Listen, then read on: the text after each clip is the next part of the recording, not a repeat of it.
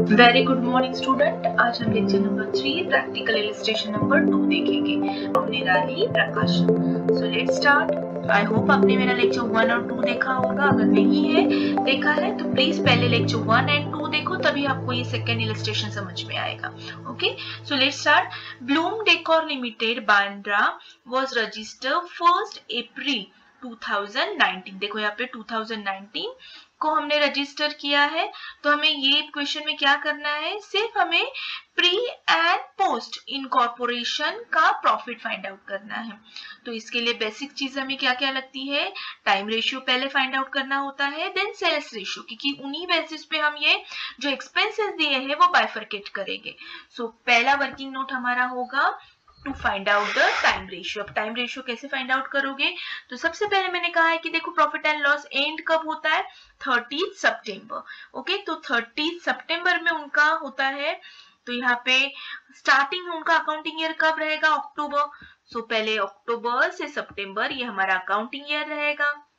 Okay, अब उन्होंने यहाँ पे दिया है कि ये इनकॉर्पोरेटेड मतलब रजिस्टर कब हुआ है, 1 जनवरी। सो यहाँ पे 1 जनवरी। अब आप ही काउंट करो कि परचेज तो इन्होंने कंपनी की अक्टूबर में, लेकिन ये काम होते होते प्रोसीजर को टाइम लगता है। तो इनकॉर्पोरेशन का सर्टिफिकेट उन्हें मिला है 1 जन। तो ये अक्टूबर से लेकर जनवरी तक जो पीरियड है वो पीरियड को हम कहेंगे प्री इनकॉर्पोरेशन। ठीक है, तो आप काउंट करो कितने मंथ्स का है, अक्टूबर, नवंबर एंड दिसंबर, क्योंकि 1 तो जनवरी को हमको मिला है तो जनवरी मंथ कंसिडर नहीं करेंगे। तो 3 मंथ्स ये हो गए प्री इनकॉर्पोरेशन के, और बचे हुए हमारे 9 मंथ्स हो गए पोस्ट के। तो इसको और एक छोटे रेशियो में अगर हम कंसिडर करते हैं 3 और 9 का, तो 1:3। तो हमारा जो टाइम रेशियो रहेगा वो क्या रहेगा, 1:3। ओके, तो इस तरीके से हमें मिल गया है हमारा टाइम रेशियो। अब हमें नेक्स्ट हमें क्या करना है, सेल्स रेशियो फाइंड आउट करना है। ओके, तो सेल्स रेशियो कैसे फाइंड आउट करोगे, ठीक है, तो पहले यहाँ पे अब मैं इससे लिखती हूँ, ये हमारा आएगा 1:3। Okay, now sales ratio. अब सेल्स रेशियो भी उन्होंने इंफॉर्मेशन दी है। देखो सेल्स रेशियो कहा गया, यहाँ पे उन्होंने दिया है कि फर्स्ट एडजस्टमेंट ओनली कि 4,80,000। यहाँ पे उन्होंने कहा है कि 4,80,000 ये पूरे साल का है। तो पूरे साल का है मतलब क्या, उसमें से प्री और पोस्ट हमें अलग करना है। सो देखो 4,80,000 पूरे साल का है। सो 4,80,000 उसमें से 60,000 देखो यहाँ पे दिया है उन्होंने, यहाँ से फर्स्ट एडजस्टमेंट ही दी है 60,000 रिलेटेड टू पीरियड प्री वाला है। सो 60,000 प्री का है, तो बचा हुआ पोस्ट का है, तो उनका रेशियो आएगा देखो 60,000 और 42,000। सो 6 7 जा 42, तो 1:7। तो हमें टाइम रेशियो मिला 1:3 एंड सेल्स रेशियो मिला 1:2। Got it. सो अब इसके बेसिस पे हमें क्या करना है, फाइंड आउट करना है कि प्री इनकॉर्पोरेशन प्रॉफिट कितना है या लॉस कितना है, एंड पोस्ट इनकॉर्पोरेशन प्रॉफिट कितना है या लॉस कितना है। So let's start. इस तरीके से फॉर्मेट है हमारा। डेट यहाँ पे हमें 30 सितंबर लिखनी है, क्योंकि एंडिंग हमारा 30 सितंबर आ रहा है। देखो प्रॉफिट एंड लॉस की डेट, देखो क्वेश्चन। चलो अब स्टार्ट करते हैं। देखो 30 सितंबर दिया है ना यहाँ पे उन्होंने, 30 सितंबर। Okay, so now always start with credit side GP. Last previous question अगर देखोगे तो उन्होंने ट्रेडिंग अकाउंट भी दिया था, तभी भी मैंने कहा था कि हमें ट्रेडिंग अकाउंट की कोई जरूरत नहीं, सिर्फ हमें जीपी ग्रॉस प्रॉफिट की जरूरत है। तो ये तो ऑलरेडी उन्होंने दिया है, तो ग्रॉस प्रॉफिट तो लिखो यहाँ पे पहले ग्रॉस प्रॉफिट। अब ये हमेशा सेल्स रेशियो पे डिपेंड होता है। सो सेल्स रेशियो हमने अभी फाइंड आउट किया है 1:7। टोटल ग्रॉस प्रॉफिट कितना है, 1,92,000। तो करो डिस्ट्रीब्यूट प्री में और पोस्ट में। यहाँ पे क्यों हमने लिखा, बिकॉज ये डेबिट साइड है, ये क्रेडिट साइड है। ओके, तो क्रेडिट साइड में इनकम लिखते हैं हम लोग, सेम पोस्ट का भी ऐसे है। ये पहला वाला कॉलम डेबिट है, दूसरा वाला कॉलम क्रेडिट है। तो ग्रॉस प्रॉफिट देखो यहाँ पे भी क्रेडिट ही दिया है ना, तो हम भी क्रेडिट में लिखेंगे 1,92,000। तो इस तरीके से 1,92,000 इनकम हो गया हमारा, और कुछ इनकम नहीं है। क्लोज कर दो। ओके, ये वाला अकाउंट ऐसे एक लाइन खींचकर। अब जो भी है एक्सपेंसेस है, तो देखो एक्सपेंसेस क्या क्या दिए हैं। पहले एक्सपेंसेस दिया है उन्होंने मैनेजिंग डायरेक्टर्स रेम्यूनरेशन।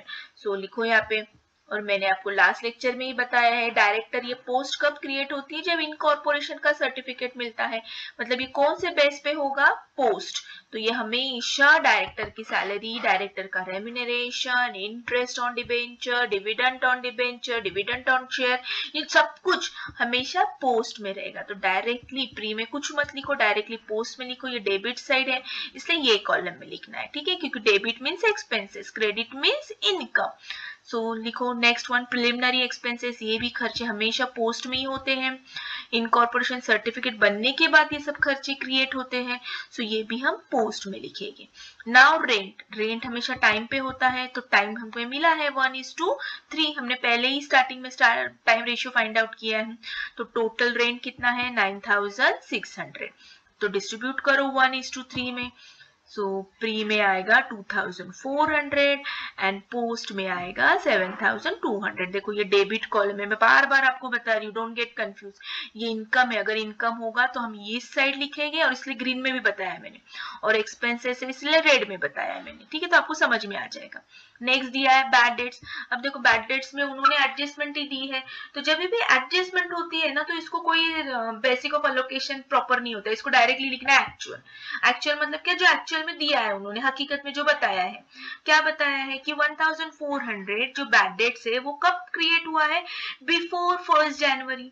तो पता है आपको जनवरी में इनकॉर्पोरेशन हुआ है, तो उसके पहले बिफोर मतलब प्री, मतलब ये जो 1400 रुपए जो बैड डेट्स है वो प्री में है। 4000 में से 1400 ये प्री है, तो बचा हुआ क्या रहेगा पोस्ट। तो देखो 1400 लिखा मैंने प्री में, और बचा हुआ 2600 पोस्ट में, डेबिट साइड में ही लिखना है। देखो ये दोनों के टोटल अगर करोगे 1400 एंड 2600, अगर उसकी टोटल करोगे तो बराबर 4000 आती है। देखो यहाँ पे, got it. Next one, to administrative salary, मतलब एडमिन सैलरी है तो टाइम पे डिपेंड है, टाइम का हमें पता है रेशियो क्या है, उस हिसाब से करो ये 24,000 जो टोटल खर्चा दिया है प्री में एंड पोस्ट में। बस हमें सिर्फ यहाँ पे बाइफर्केशन करना है, हमें समझ में आना चाहिए कि कौन से एक्सपेंसेस कौन से बेसिस पे करना है, कौन से रेशियो पे करना है। बस बार बार प्रैक्टिस करोगे आप तो आपको समझ में आ जाएगा। नेक्स्ट, इंटरेस्ट ऑन डिबेंचर, तो ये तो पूरा डिबेंचर वगैरह कब होता है, after certificate of incorporation. when we get the incorporation certificate then we have a rights to give the interest to the debenture holder, so this is a post। तो ये पूरे 12,000 हमें किधर लिखने हैं, पोस्ट में। पोस्ट देखो यहाँ पे बराबर 12,000 मैंने ये पोस्ट इनकॉर्पोरेशन के डेबिट साइड डाला है। देखो ध्यान से देखो, बार बार मैं आपको हाइलाइटर से बता रही हूँ कहाँ लिखा है मैंने। Next one, depreciation on plant and machinery. Of course depreciation time पे डिपेंड होता है, टाइम का रेशियो 1:3 है। टोटल डेप्रिसिएशन 7200 दिया है उन्होंने प्रॉफिट एंड लॉस में, बस हमें ये बाइफरकेट करना है। ओके चलो अब नेक्स्ट वाला देखो, डेप्रिसिएशन तो हो गया। अब ऑफिस एक्सपेंसेस, सिंपल है, ऑफिस टाइम पे होता है। फिक्स्ड एक्सपेंसेस जो होते हैं ना टाइम बेसिस पे होते हैं, तो 3600 1:3 से करो। अब ये 1:3 से कैसे करना है मैंने मेरे सेकंड लेक्चर में बताया है, और ऑलरेडी हमने 11th 12th FY में सिखा ही है कि डिस्ट्रीब्यूशन रेशियो से कैसे करते हैं, ठीक है। सो डिस्ट्रीब्यूशन देखो कैसे करना है, 900 pre and 2100 700 post. Formation expenses, ये भी खर्चा हमेशा इनकॉर्पोरेशन के बाद ही होता है, तो ये भी पोस्ट ही होता है, डायरेक्ट पोस्ट में डालो, इसमें कोई बाइफरकेट मत करो।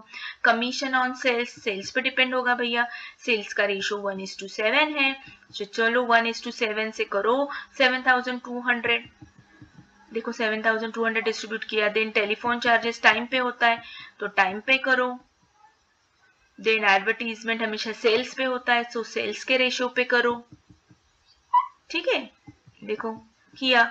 नेक्स्ट वन उन्होंने दिया है ट्रैवलिंग एक्सपेंसेस, कौन करता है ट्रैवल, सेल्समैन। तो सेल्समैन सैलरी या सेल्समैन का कोई भी खर्चा होगा वो हम सेल्स बेसिस पे करेंगे। सो 1600 800 जो दिया है वो आपको वो डिस्ट्रीब्यूट करना है। देन इंटरेस्ट ऑन वेंडर, अब यहाँ पे आपको फिर से वर्किंग नोट बनानी होगी। इसका मतलब क्या कि इंटरेस्ट जो हम वेंडर को देते हैं, कब हो गया ये परचेस की प्रोसीजर कंप्लीट, उसको पैसे वगैरह देना लेना, ये कब हो गया। देखो यहाँ पे दिया है ब्रैकेट में 31 मई। हमने जो कंपनी खरीदी थी वो कब से खरीदी थी, अक्टूबर से खरीदी थी, है ना, ये सब कुछ दिया है स्टार्टिंग के क्वेश्चन में। सो अक्टूबर से मई कैलकुलेट करो कितने मंथ्स होते हैं, अक्टूबर नवंबर दिसंबर जनवरी फरवरी मार्च अप्रैल मई, तो टोटल 8 मंथ्स होते हैं। तो ये जो खर्चा है 8000, देखो ये जो खर्चा दिख रहा है आपको 8000 कितने मंथ्स के लिए है, 8 मंथ्स के लिए। तो पर मंथ कितना रहेगा 1000। तो पर मंथ मिला। अब ये हमें क्या करना है, डिस्ट्रीब्यूट करना है कि इसमें से प्री के पीरियड में हमने कितना इंटरेस्ट दिया है वेंडर को और पोस्ट में कितना दिया है। तो आपको पता है टाइम रेशियो के वक्त निकाला है हमने, प्री 3 महीने का ही है ना, अक्टूबर नवंबर दिसंबर, 1 जनवरी को तो सर्टिफिकेट मिल गया था, तो ये 3 महीने ही।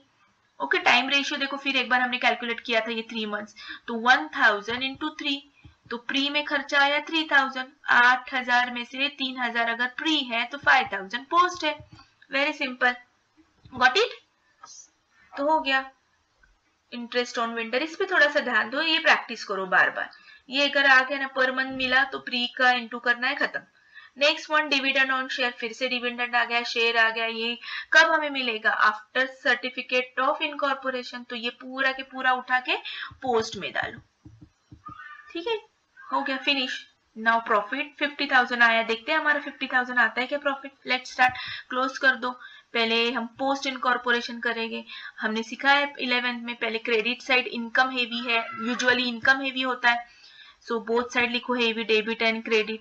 ऐसे हो सकता है कभी कभी एक्सपेंसेस भी हेवी हो सकता है, बट ऐसे अंदाजे देखे तो समझ में आता है हमें कि नहीं 1,60,000 हेवी है, तो ये बोथ साइड लिखो। अब 1,60,000 में से ये पूरे जो रेड कलर में लिखा है ना एक्सपेंसेस, उसकी सब की टोटल करो। देखो इन सब की टोटल आपके अंदाजे आएगी 1,21,250। ये सब की देखो कैलसी पे आप करो खुद, 1,21,250। तो ये सब माइनस करो किसमें से, इनकम में से, मतलब 1,68,000 में से। सो हमें मिलेगा 46,750। This is called revenue capital, मतलब पोस्ट इनकॉर्पोरेशन सर्टिफिकेट मिलने के बाद का प्रॉफिट है। ओके, नाउ प्री इनकॉर्पोरेशन, फिर से डेबिट क्रेडिट, देखो क्रेडिट ही हेवी लग रही है 24, राइट, बोथ साइड।